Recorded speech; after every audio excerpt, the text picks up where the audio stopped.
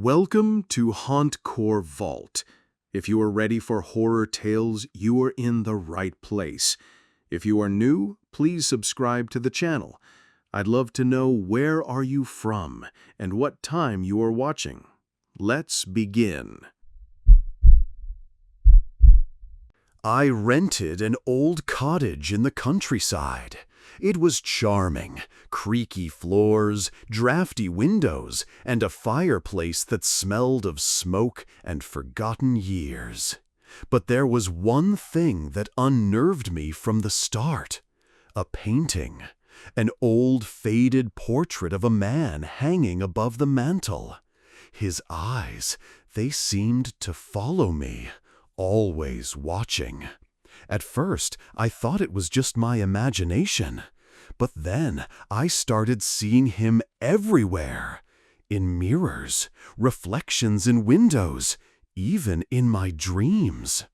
Sometimes I'd catch a glimpse of him behind me, out of the corner of my eye.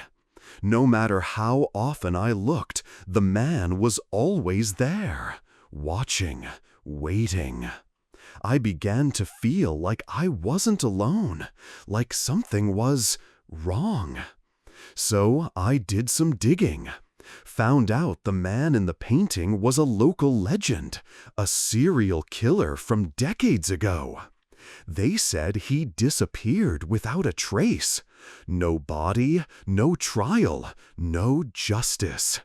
And now, I think he's still here. In the cottage, under a new name, under my roof.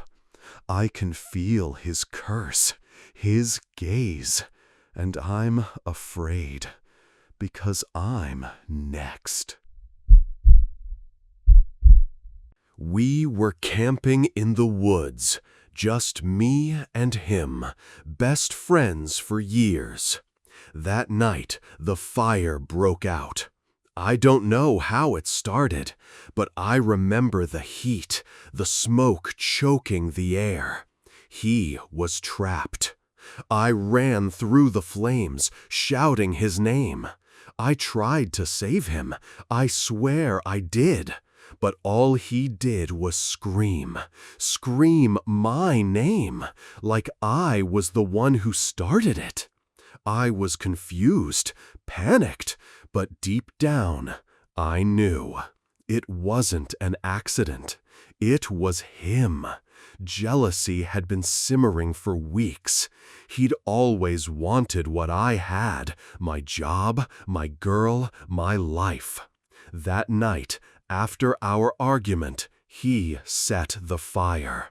And then he watched me fight for his life, watched me burn him alive. And when the fire died down, all anyone saw was me, the survivor. But no one knows I'm the one who lit the match. It was just for fun. A Ouija board, some candles, a little wine. She was into that kind of thing. Tarot cards, full moon rituals, crystals on the windowsill. So I played along.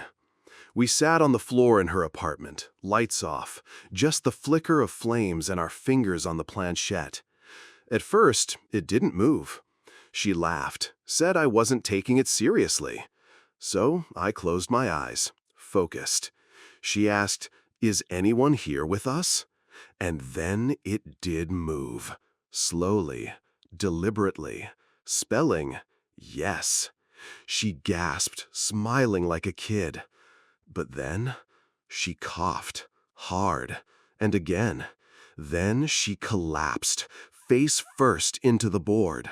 I panicked, called her name, shook her, but she didn't move.